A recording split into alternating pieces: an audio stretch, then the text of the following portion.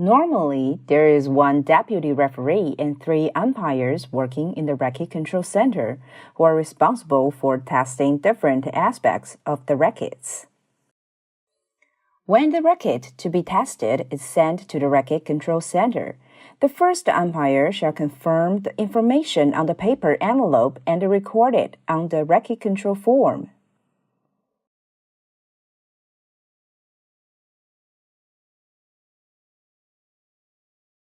Then the umpire shall look for the ITTF logo on the racket covering. Check the supplier's name and brand name for its validity by referring to the current list of authorized racket covering published by the ITTF.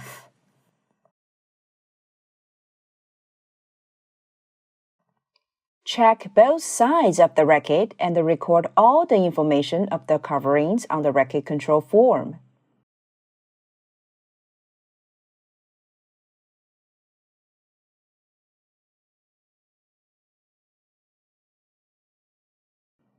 After both sides are checked, the umpire shall pass the racket, together with the racket control form and the paper envelope, to the second umpire. The second umpire is responsible for checking the flatness and thickness of the racket. Flatness test procedure. Turn on the electronic flatness device and rest it on the flat calibration block and reset the gauge to 0.00 if necessary.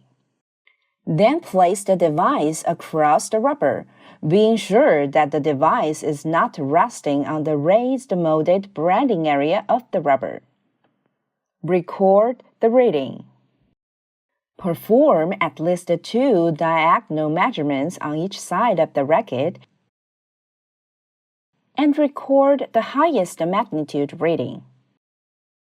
For a convex covering, the racket is okay if the rating of the flatness is less than or equal to plus 0.20 mm. And for a concave covering, the racket is okay if the rating is greater than or equal to minor 0.50 mm. Before checking the other side of the racket, put the flatness device on the calibration again and make sure the rating is 0.00.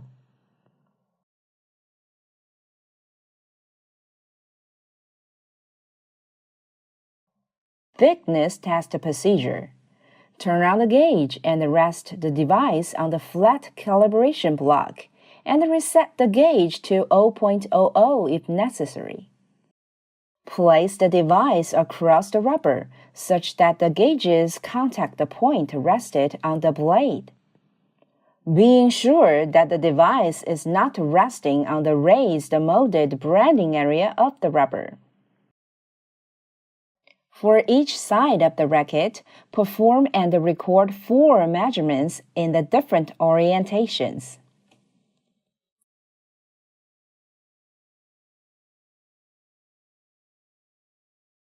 Calculate and record the average of the readings. For rubber with sponge, the average thickness must be less than 4.05 millimeters. For rubber without sponge, the average must be less than 2.05 millimeter. Use the same procedure to test the other side of the racket. After both sides are tested, the umpire shall pass the racket, together with the racket control form and the paper envelope, to the third umpire.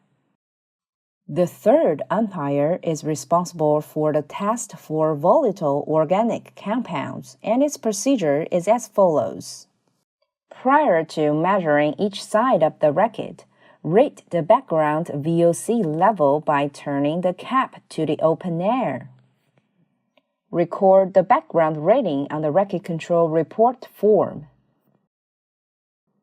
Then apply the cap to the middle of the rubber surface and activate the stopwatch for 20 seconds, with gentle hand pressure to enclose the cap, but not compress the rubber.